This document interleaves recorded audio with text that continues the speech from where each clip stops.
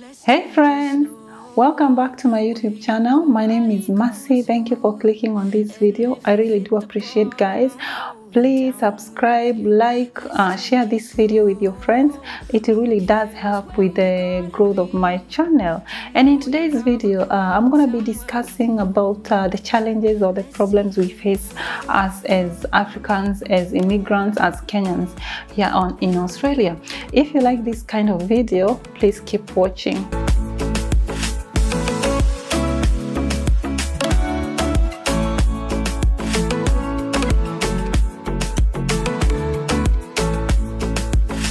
Me how we got here, 'cause you don't know how. You say we're taking on water. Finding work. It's really so hard to find work, especially when you're new here in Australia. I don't know about other people, but my experience, I stayed for 7 months without a job. And within those 7 months, you need to eat, you need to pay your transport, you need to pay your rent, and rent is very expensive, and you need to pay your school fees. And of course, within those 7 months, I had already depleted the money I came here with. So it was really so difficult. Luckily for me, I had to call my family back home to send me money, because with no money, you can't survive. You can't survive here in Australia.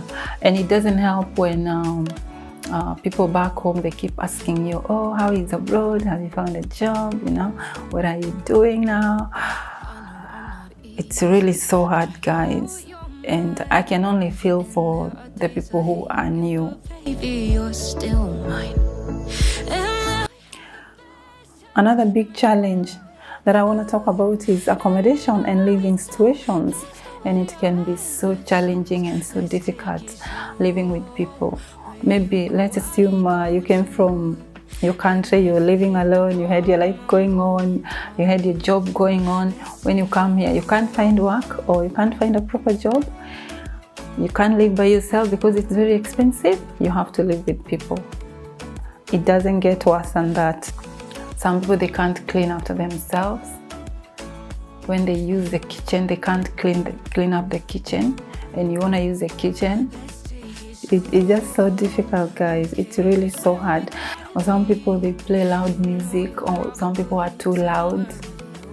You know, you don't get to experience your peace of mind. I remember when I came here, not when I came, after some time I was living in this house, and this lady from, I know my housemates are gonna remember this story. This lady, she's from, I don't know, she was from New Zealand, or I can't remember where she was from. And she would start talking loudly in the middle of the night, and she would start saying things like, oh, there's some Africans here.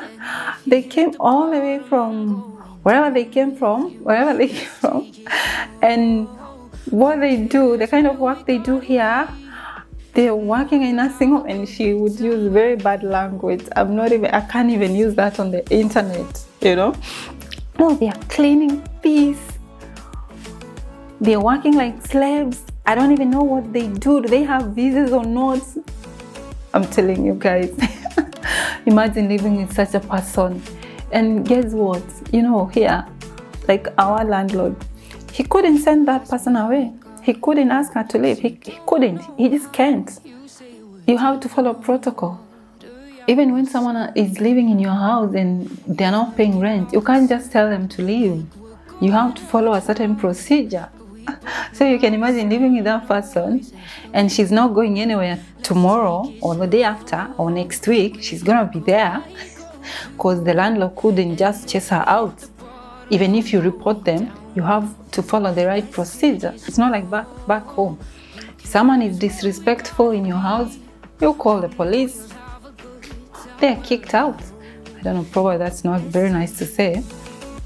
But yeah, that is what happens when you're living with people. Racism. I know this is such a big topic, and there is a lot of debate around whether there is racism in Australia or not. But from my own experience, I have experienced subtle racism. Yes, I have, in so many different areas. But sometimes you just learn to just let it go and just live your life, because not everyone is gonna like you. Even your fellow people from your community, some of them are not gonna like you. This happens especially in shops.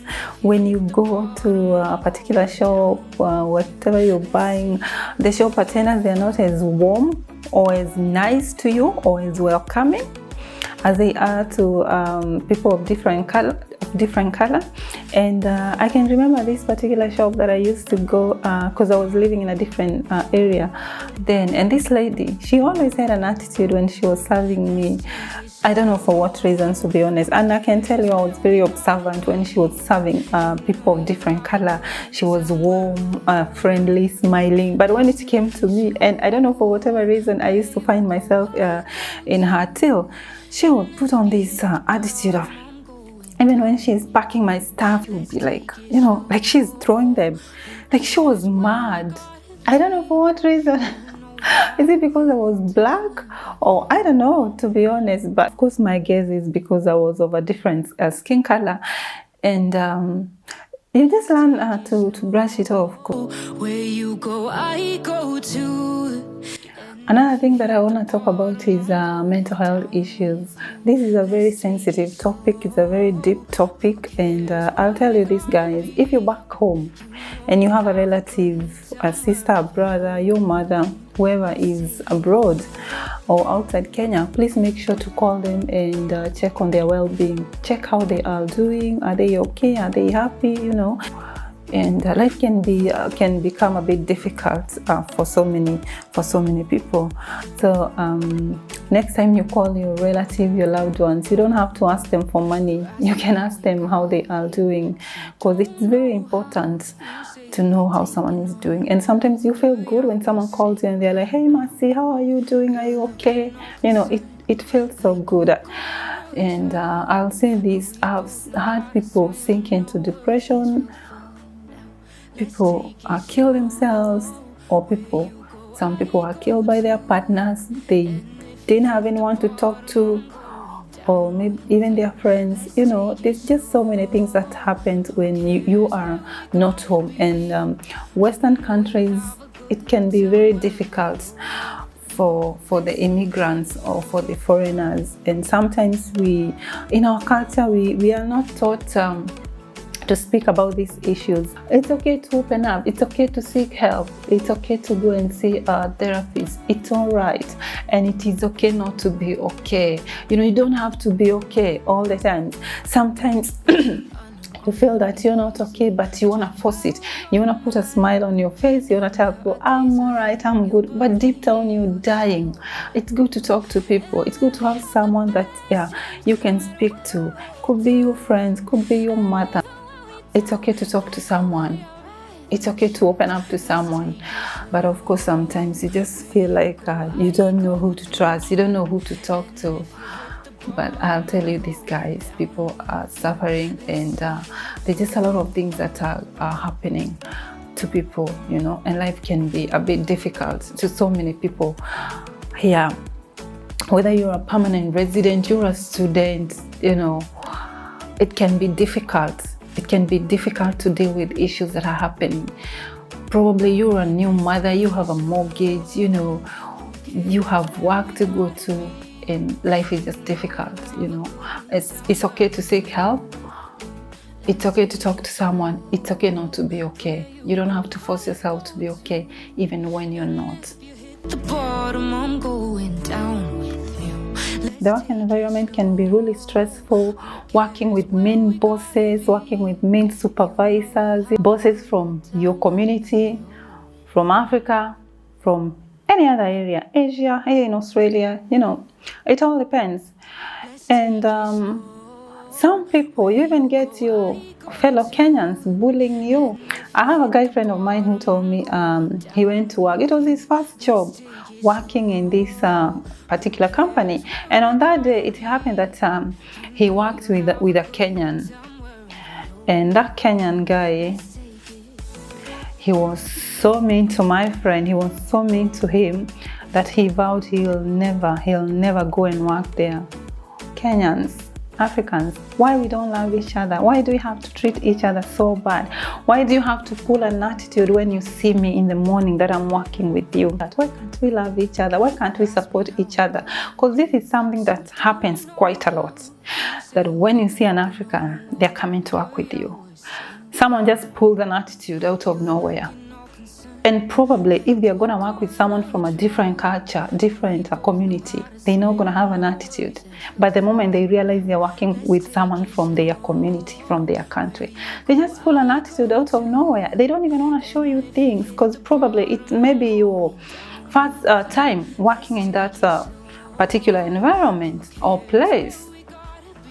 I don't know why we don't love each other. Why?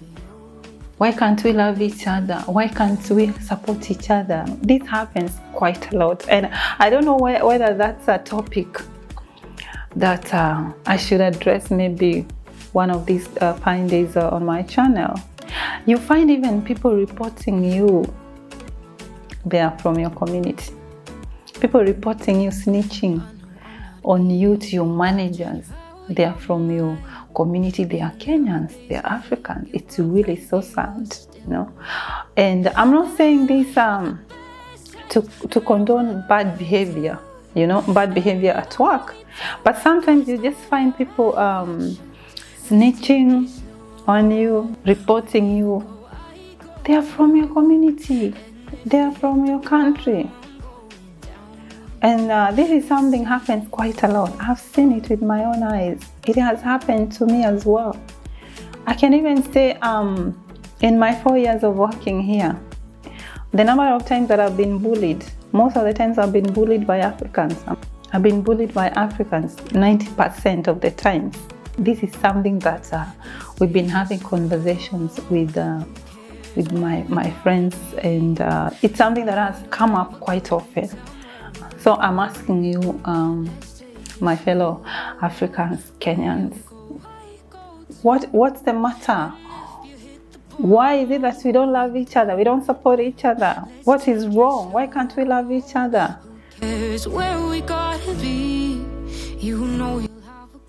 We've come to the end of this video. Thank you guys for watching. I really do appreciate it. I want to put a lot of emphasis on checking on each other.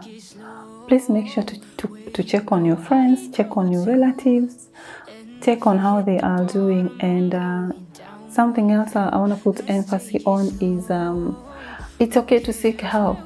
It's okay to go see a therapist. It's okay to talk to your friends. It's okay to talk to your family. It's okay to open up, and it's okay not to be okay. You don't have to suffer in silence. You can always open up to someone, and you never know. Of course, you're gonna feel much better when you talk to someone, you know. And always, guys, be kind to one another. If it doesn't add value, if it doesn't help, if it is not positive, you don't have to say it. You don't have to say it, because it's just gonna do damage than help the person you're trying to tell whatever you wanna say. So let's be kind to one another. It doesn't cost anything. Thank you guys for watching, and I'll see you in my next video. Thank you. Swim, no worries, as we'll fall now. Let's take it slow.